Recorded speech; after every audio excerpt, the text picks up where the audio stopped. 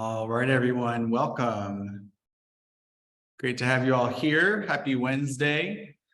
We're super excited to be walking through some of the best tips and tricks for small business recruiting. This is a really hot topic we've had people asking about for quite some time, and secret between all of us, we have more registrations for this webinar than we've ever had before. So I'm super excited. I know you all are too.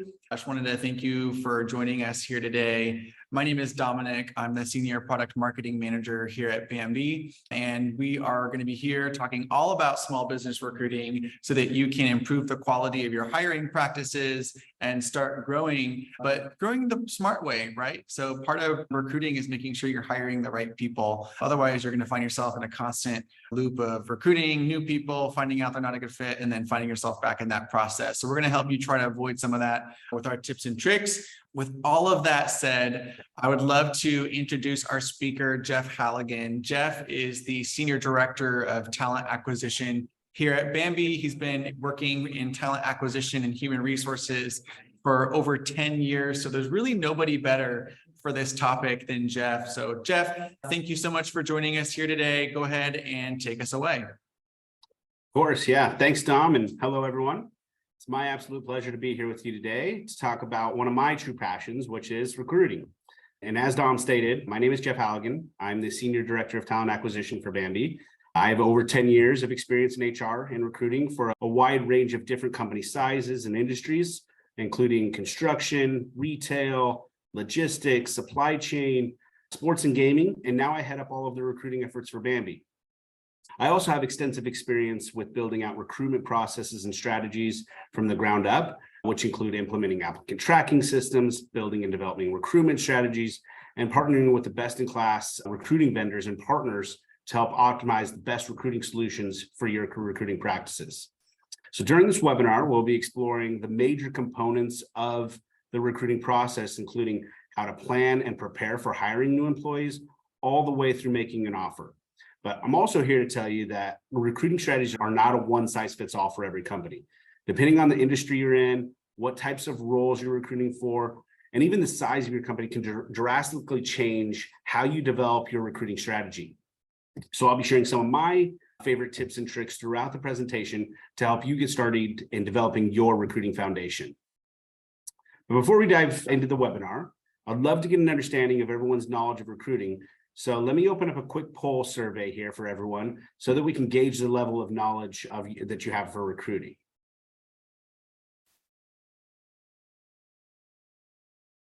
All right, that poll should be open for you now. So no right or wrong answer here, but just be honest with your level of experience. Answers are coming in now. All right, so yeah, most everyone, about a 50-50 split with beginner and intermediate, with a few people that feel like they're advanced. So this is great. One more second here for the poll. Questions or answers are still coming in. All right. So yeah, looks like a 50-50 split with beginner and intermediate. And like I said, with a few advanced people. So great. Thanks for being here. All right, I'm going to end the poll now. All right, so yeah, I'm excited to present today's agenda, where I'll be giving an overview of an optimal recruiting process looks like, what an optimal recruiting process looks like. And we'll be talking about interview strategies. And then I'll give it back to Dom so he can talk about some of our recommendations. And then we'll wrap up with a Q&A session at the end. So let's dive right in and we'll start talking about the recruiting process. So the recruiting process varies from business to business and often changes depending on the type of role you're looking to hire. But listed here are some fundamental components of the process, which range from workforce planning all the way through to the handoff of onboarding the employee. And we'll be discussing, or I'll be discussing each one of these in more in depth in the coming slides. So what is workforce planning? This usually refers to the strategic process of aligning hiring and recruiting plans with your business goals and objectives. By engaging in this process, business owners can anticipate their workforce requirements, identify potential skill gaps, and proactively address staffing issues. Workforce planning not only enhances operational efficiencies, but it also supports long-term growth and sustainability It also allow your business to adapt to changing market conditions, minimize disruptions, optimize resource allocation, and foster employee engagement. But ultimately, effective workforce planning empowers small business owners to make informed decisions that drive productivity, reduce costs, and improve overall business performance. So once you've completed your workforce planning, the next step in the process, you'll want to make sure that you create and update an accurate job description for the role. You may already have this completed as it's possibly a replacement role, but it's a very crucial step in the process you don't want to skip. You'd be surprised how quickly a job description becomes out of date because of maybe how quickly a business or a role changes in such a short period of time. So to make sure you and the other business partners are aligned in the job description and it matches the specific needs of the role. So let's go through some of the things you should make sure to do when drafting a job description. You always want to write in concise and a direct style.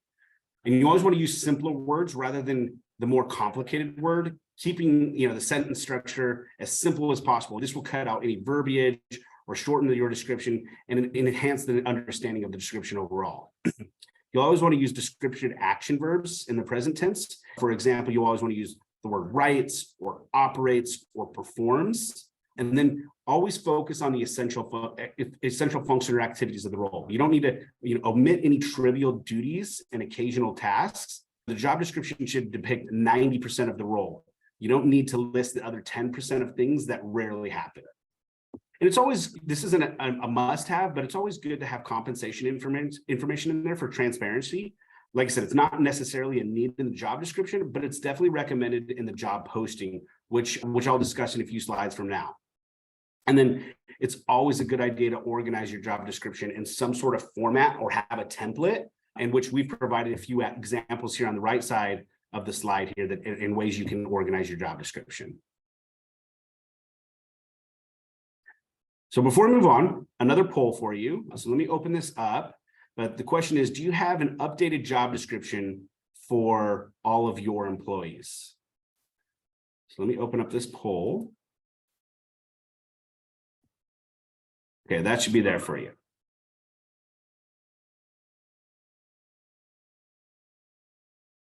Great, so getting a lot of answers coming in here too. So bit of a mixed bag here. A lot of people are saying yes, they do. And then about the same amount of people are saying no, they don't have it. That's okay. This is one of those projects that's usually an ongoing project that you should be going through often. It happens to us at Bambee here too, where we create a new role and we don't have a job description yet. So we got to take the time to create that. And it's always good to update them too, because jobs and things change too. Yeah, about a 50-50 split of yes and no. So I'm going to go ahead and end the poll there. Thank you for that.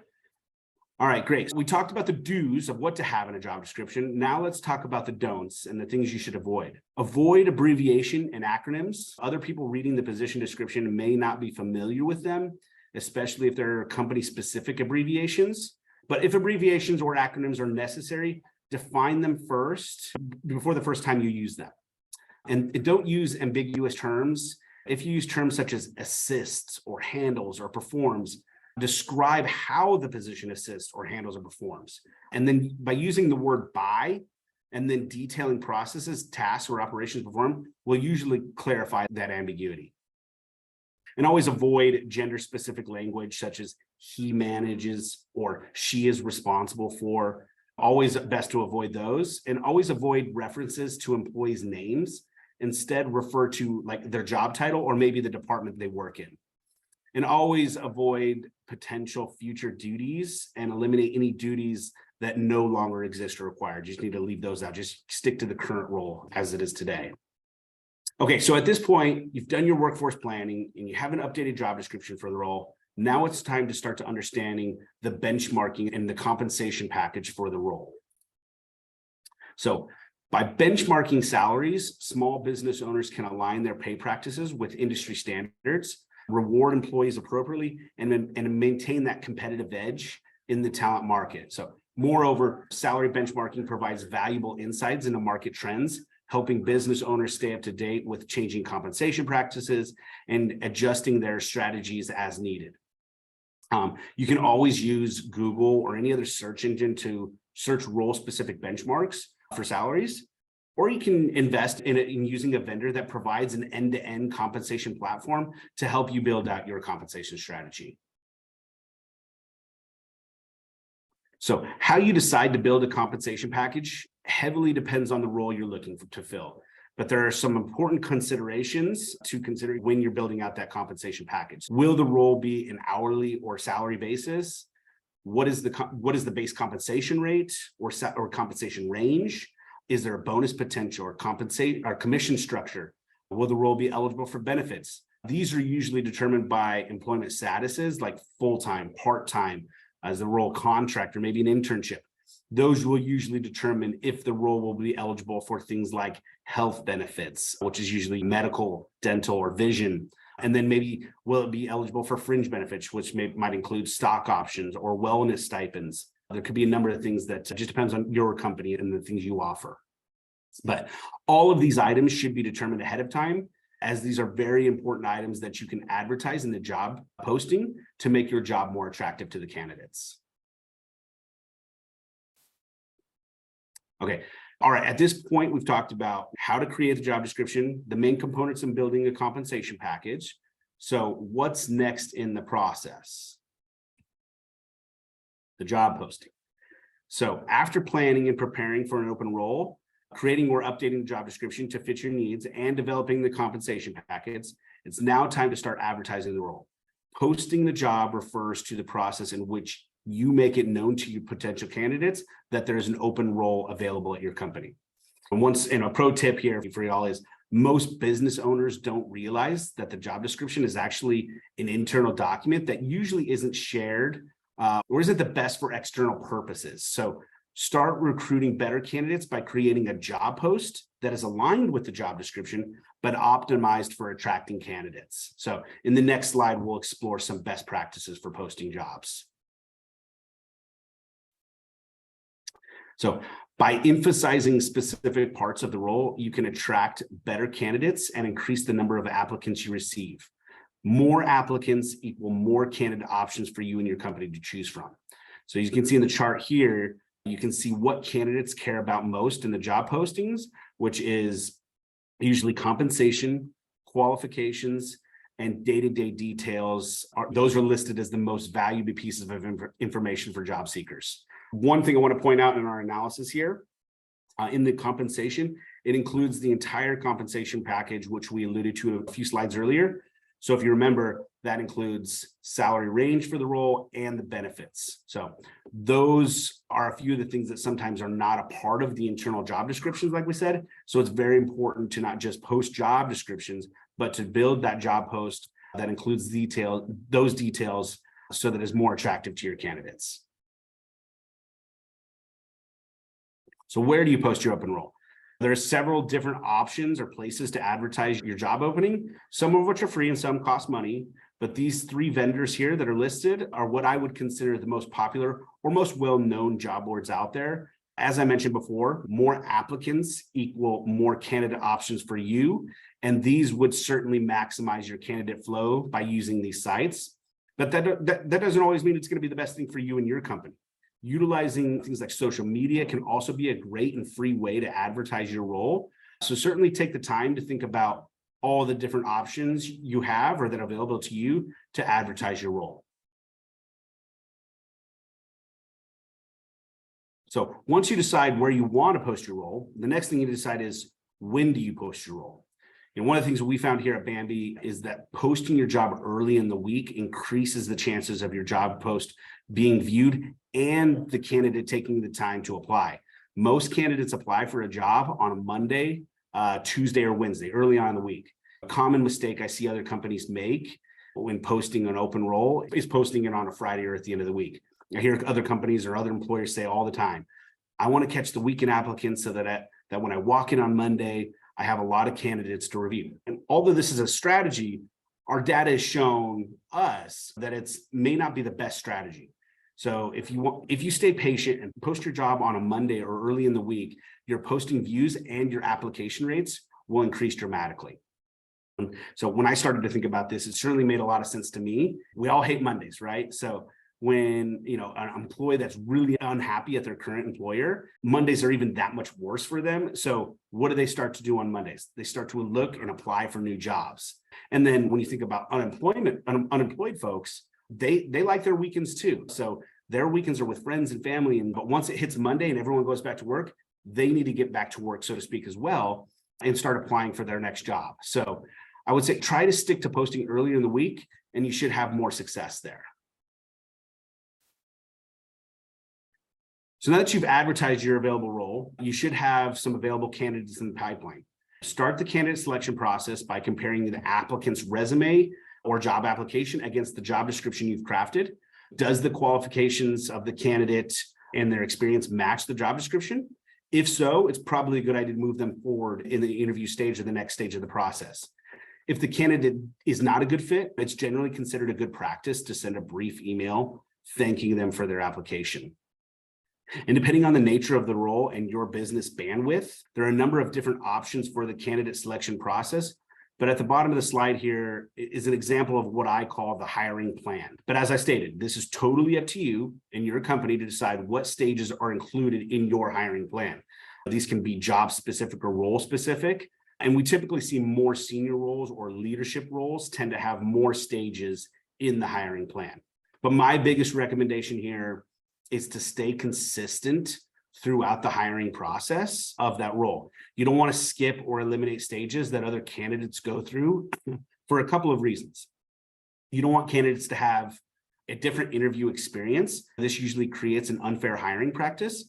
And two, this makes it much more difficult for you and your hiring managers to calibrate candidates if they're going through different stages and experiences through the interview process. So, now that you've taken the time to draft or complete your hiring plan, it's time to start thinking about the interviews.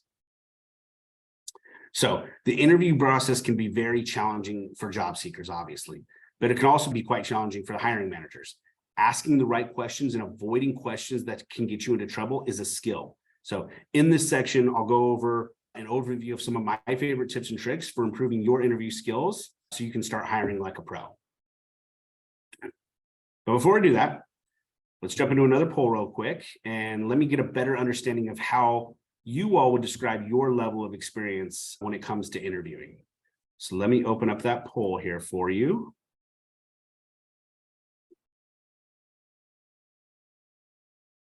All right, that should be there for you guys to answer the poll.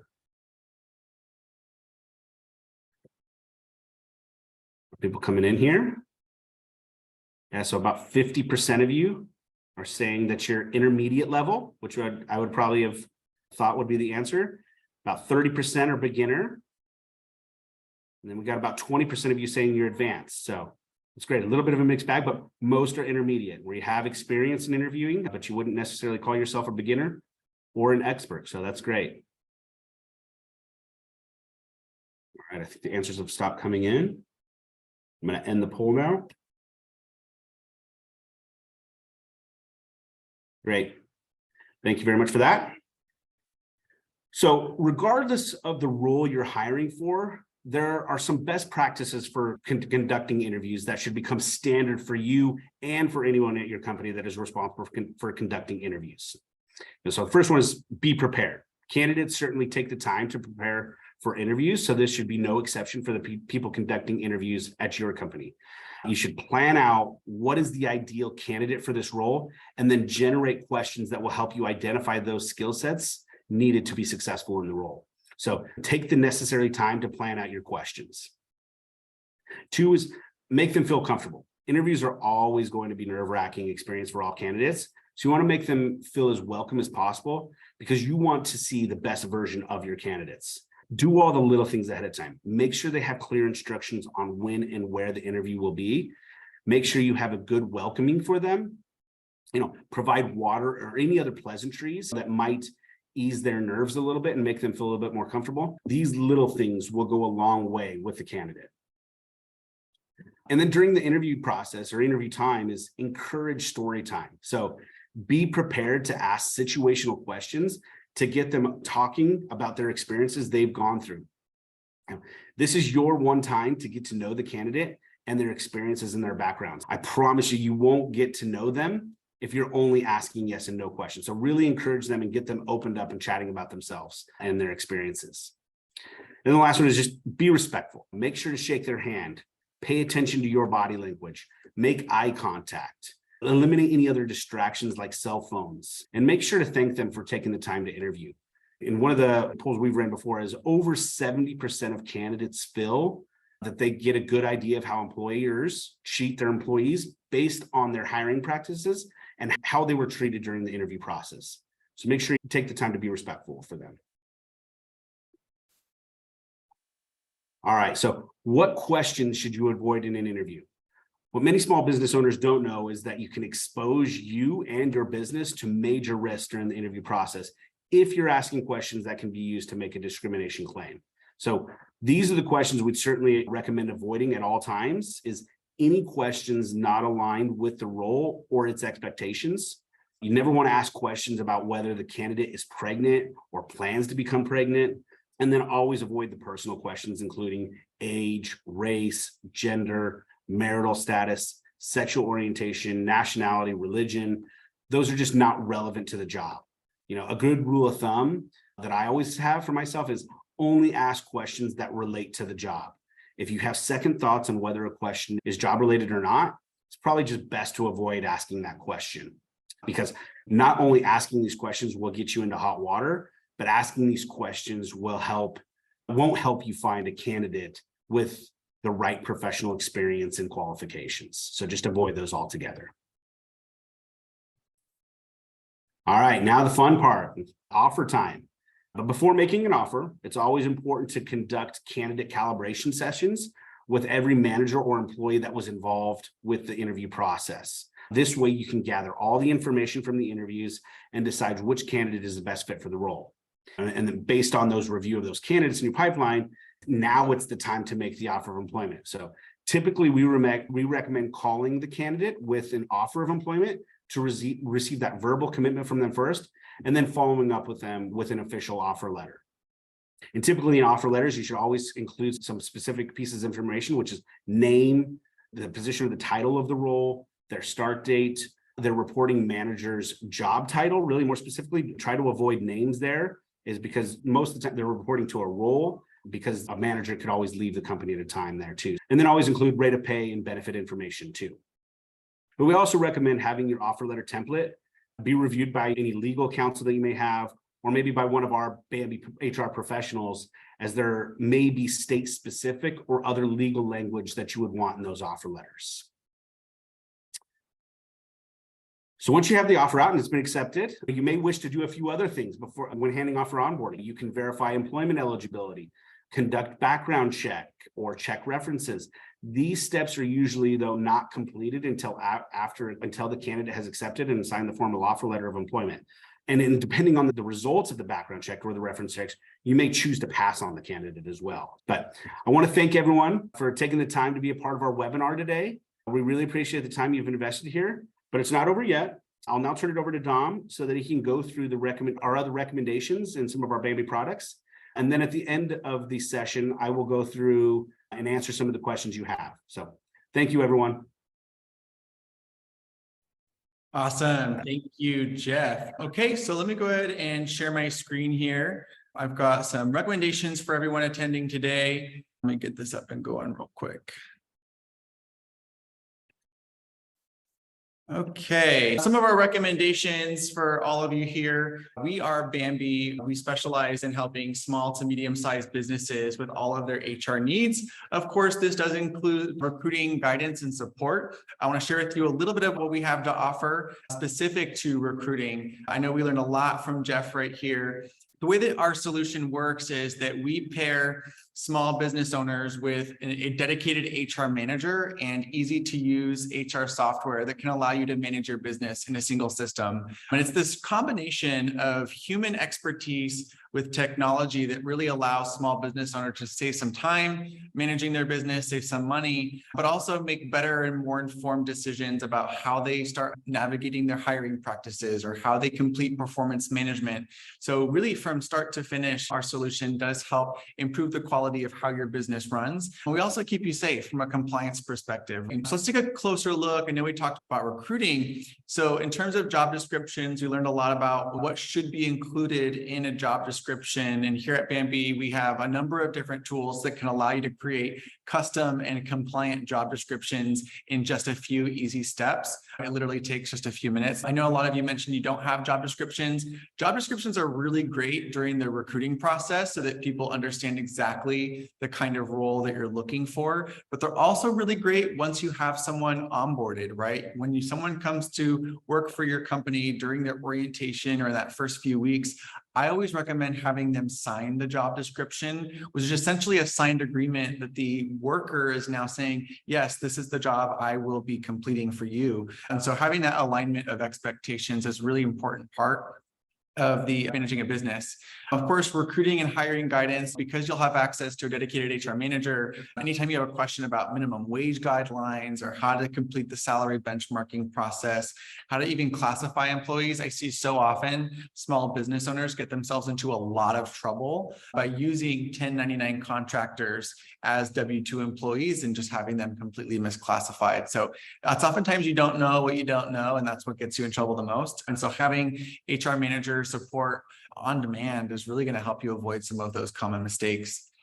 And lastly, for those of you who are here to learn more about recruiting and interviewing, we do have a training video specifically available for recruiting and interviewing skills for supervisors. So if you are a business owner, you're definitely going to want to make sure that every member of your team who is a hiring manager is aligned on best practices for interviewing, because your business can experience a claim of discrimination if for some reason you have a recruiting practice that's inconsistent and a candidate feels that they've been discriminated against. So we want to avoid all of those things. And so we've got interview training videos that are available for purchase here at Bambee. That way you and your team are better and more prepared to hire the right candidates, ask the right questions, and hopefully improve retention so that you're not having to be recruiting for the same roles over and over again. All right, so something that's really fun for all of you who have attended this webinar, if you follow that QR code right there, you can sign up today and try Bambee for $1. Your first 30 days are going to be $1.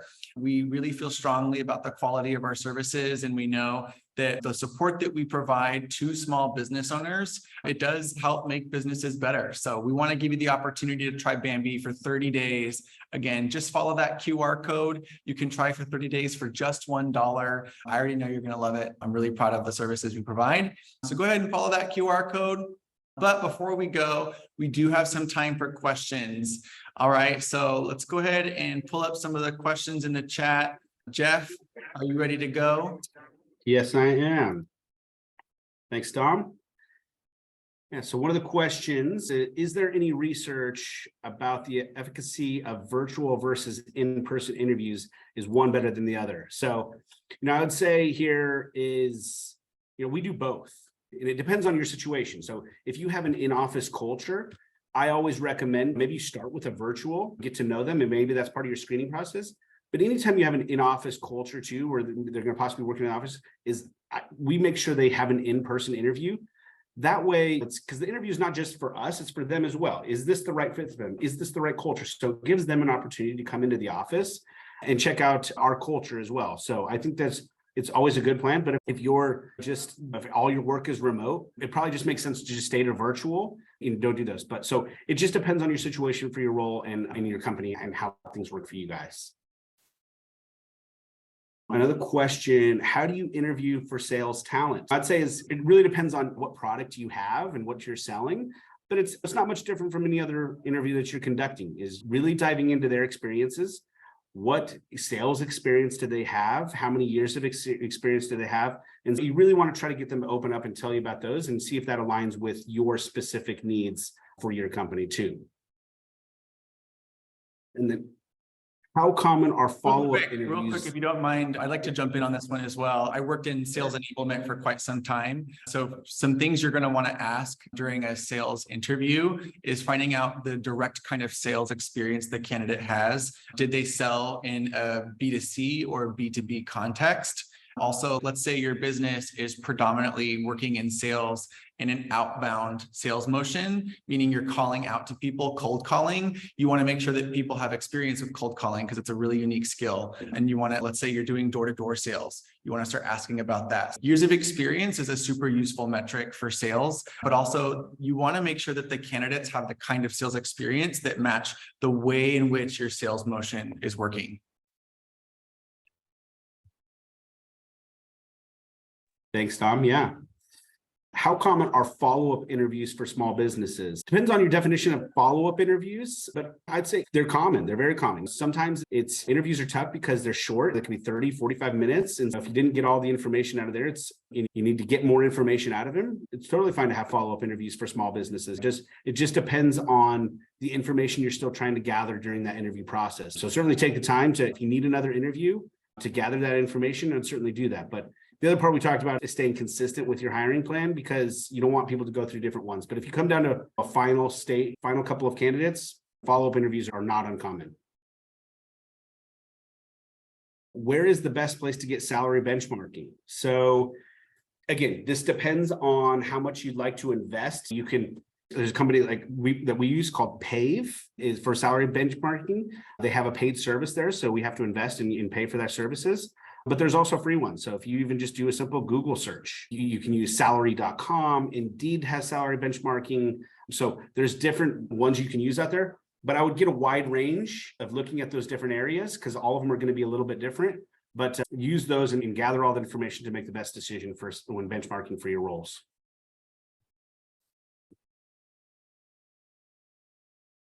And that is all the questions I see right now, Dom, unless you see any other ones.